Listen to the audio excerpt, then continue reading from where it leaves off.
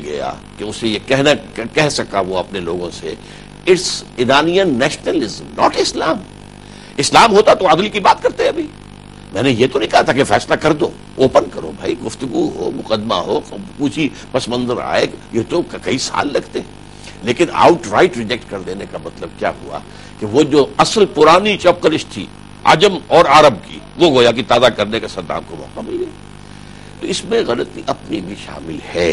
البتہ بہرحال true revolution اس لیے کہ یقیناً ہم اس سے ریولیوشن مانتے ہیں کہ بادشاہ کی حکومت ختم ہوئی, علماء کی حکومت آ گئی. لیکن اس کے لیے آپ نے خود جیسے کہ کہا تھا وہ 6 سٹیپس میں سے گزر کر ریولیوشن نہیں آیا تھا.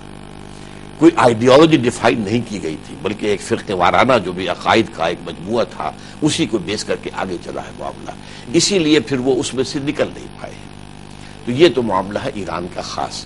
اچھا اب دیکھیے اب جو اصل بات آپ نے کہی تھی, حضور کے دور میں صلی اللہ علیہ وسلم جو تصدیر الانقلاب ہوئی ہے عرب کے انقلاب کا, جو باہر جو بھیجا گیا ہے وہ بھی قتال کے ذریعے سے ہوا ہے. اچھا, جنگ کے ذریعے سے ہوا ہے.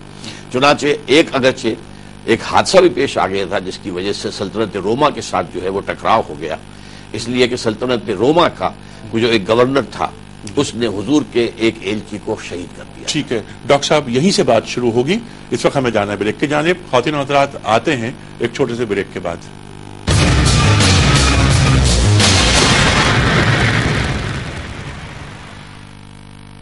ویلکم بیک خواتین و حضرات. آغاز رمضان اسپیشل میں ایک بار پھر خوش آمدید. میں ہوں آپ کا میزبان انیق احمد. تشریف فرما ہے محترم ڈاکٹر اسرار احمد صاحب. تشریف لائیں درخواست پہ ہماری لاہور سے, اور یہ پروگرام آپ دیکھ رہے ہیں ARY کراچی اسٹوڈیوز سے براہ راست. ڈاکٹر صاحب بات ہو رہی تھی انقلاب کی, وہ انقلاب کہ جو دینی اصولوں پر رونما ہوا, اس کے بعد اسے ایکسپورٹ ہونا ہے, آگے بڑھنا ہے, وہاں بات کٹ گئی تھی آپ. جی میں عرض کر رہا تھا کہ حضور کے زمانے میں یہ جو انقلاب کی کو ایکسپورٹ کرنے کا پروسیس ہے یہ بھی قتال کی شکل میں ہوا ہے, جیسے کہ خود عرب کے اندر بھی آخری مرحلہ قتال کا تھا.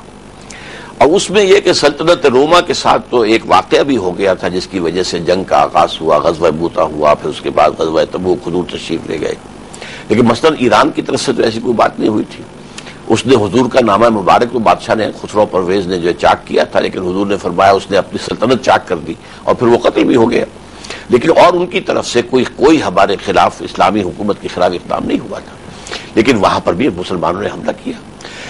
تو جو وہاں کا افواج رستم جو سپہ سالار تھا اس نے ایک وفد کو بلایا مسلمانوں کے کہ تم کیوں ہم پر چڑھائے ہو؟ پہلے بھی تم آتے تھے, ٹرائبل ریڈز کرتے تھے, لوٹ مار کرتے تھے, چلے جاتے تھے, اب تم ہمارا پیچھا نہیں چھوڑ رہے, کیا ہوا؟ تو جو جواب دیا ہے اس وفد کے سربراہ نے, انا قد ارسلنا, پہلے ہم خود آیا کرتے تھے, اب ہمیں بھیجا گیا ہے. اللہ نے بھیجا محمد کو صلی اللہ علیہ وسلم, محمد نے بھیجا ہمیں. اور کس لیے بھیجا؟ لنخرج الناس من ظلمات الجہالت الی نور الایمان, لوگوں کو جو سیاہیاں اور تاریکیاں ہیں, ظلمات ہیں جہالت کی اور جاہلیت کی, اس سے نکال کر نور ایمان سے روشناس کریں. وَمِن جَوْرِ الْمُلُوكِ الی عدل الاسلام, بادشاہوں کے ظلم و ستم کے جو ہے پنجوں سے نجات دے کر اسلام کے نظام عدل اجتماعی سے انہیں روشناس کریں. یہ مشن ہے, ہم اس لیے آئے. تو وہاں تو ہوا ہے اسی طریقے سے, فوجیں گئی ہیں اور انہوں نے اعلان کیا کہ 3 آلٹرنیٹیوز ہیں. اسلام لے آؤ, ہمارے برابر کے ساتھی ہوگے. ہم یہ بھی نہیں کہیں گے ہم سینئر مسلمان ہیں تم جونیئر ہو, ہمارے حقوق زیادہ تمہارے کم, برابر. پہلا آپشن. دوسرا آپشن یہ, اسلام نہیں لانا چاہتے, تم یہودی رہنا چاہتے ہو, نصرانی رہنا چاہتے ہو, مجوسی رہنا چاہتے ہو, ہندو رہنا چاہتے ہو, جو چاہو رہو, لیکن نظام اللہ کا ہوگا, دین غالب اللہ کا ہوگا, تمہیں قبول کرنا پڑے گا, اس کی تابع داری کرنی پڑے گی. دین اللہ کا ہوگا, آگے مذہب تم اپنے رکھو جو بھی رکھنا چاہتے ہو, تمہیں جبریہ مسلمان نہیں بنایا جائے گا. اور اگر یہ بھی منظور نہیں ہے تو آؤ میدان میں, تلوار ہمارے تمہارے درمیان فیصلہ کرے گی. یہ تو ہے ہسٹوریکل بیک گراؤنڈ. اب آج کیا ہوگا؟ میرے نزدیک آج اس کی بھی ضرورت پیش نہیں آئے گی. اس کی وجہ کیا ہے؟ آج جو ہے دنیا گلوبل ولیج بن چکی ہے.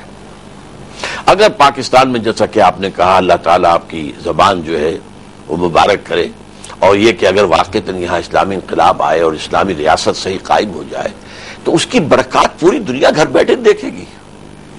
کیا ہو رہا ہے یہاں پہ کیا برکات ہیں.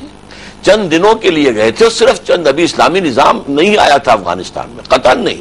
نہ ابھی اسلامی ریاست قائم ہوئی تھی، نہ وہاں پہ ابھی کوئی شورا تھی، کچھ بھی نہیں تھا.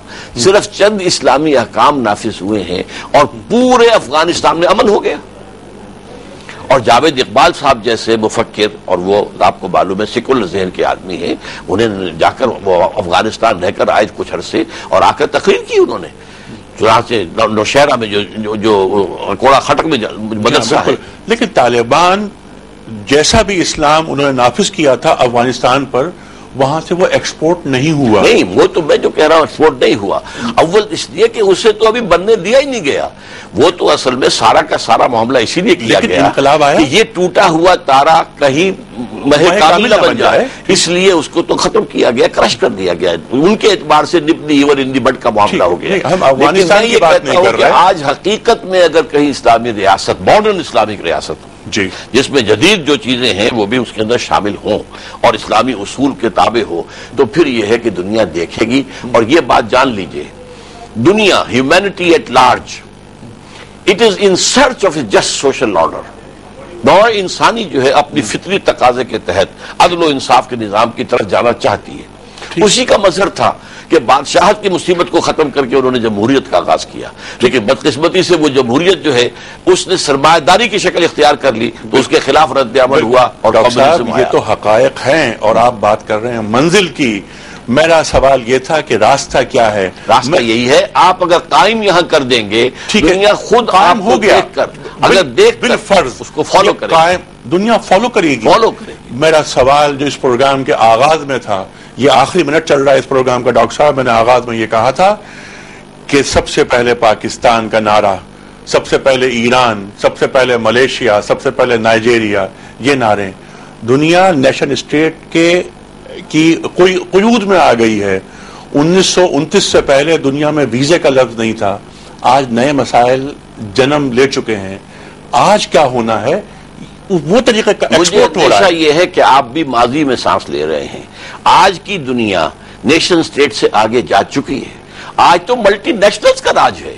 یہ ساری حدود جو ہیں یہ صرف کاغذ پر رہ جائیں گی، نقشے پر رہ جائیں گی. ملٹی نیشنلز کا راج ہے اور گلوبلائزیشن ہو رہی ہے. بالکل. لیکن اس کے باوجود جو بات میں کہہ رہا تھا کہ انسان میں انہیرنٹ تلاش ہے نظام عدل اجتماعی. جی، انسان میں انہیرنٹ تلاش ہے عدل اجتماعی کی.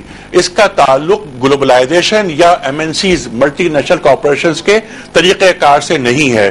میں آپ سے یہ بات کہوں گا کہ اس عہد میں لمحہ موجود میں نعرہ آتا ہے سب سے پہلے پاکستان. کہاں گیا دین، کہاں گیا اسلام؟